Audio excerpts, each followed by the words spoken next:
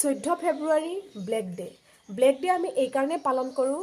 সেইদিনাখন আছিলে 2019 বৃহস্পতিবাৰ আছিলে আৰু সেইদিনাখন আমি BSFৰ 40জনকৈ জোৱানক হেৰুৱাইছিলোঁ। কোনোবাই নিজৰ কপালৰ সেন্দুৰ হেৰাইছিলে, কোনোবাই নিজৰ সন্তানক হেৰুৱাইছিলে, কোনোবাই দাদাকক হেৰাইছিলে, কোনোবাই নিজৰ পুত্ৰক হেৰাইছিলে আৰু কোনোবাই নিজৰ দেউতাকক হেৰাইছিলে।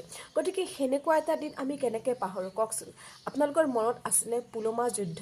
সেই পুলৱামা যুদ্ধখন যে আপোনাৰ BSFৰ জোৱানৰ বাছৰ লগত আতংকবাদীয়ে আহি পেলাই খুন্দা মাৰিছিলে আৰু খুন্দাত 40জনকৈ জোৱান আমাৰ শ্বহীদ হৈছিলে। গতিকে সেইটো কাৰণে আমি ইয়াক ব্লেক ডে বুলিও পালন কৰোঁ। আৰু কিছু সংখ্যক লোকে 14 ফেব্ৰুৱাৰীটো এইকাৰণে ব্লেক ডে বুলি কয়, ৰাজগুৰু সুখদেৱ আৰু ভগত সিঙক ফাঁচীৰ শুনানি দিছিলে আৰু তেওঁলোকৰ ফাঁচীৰ মঞ্জুৰি কৰাইছিলে।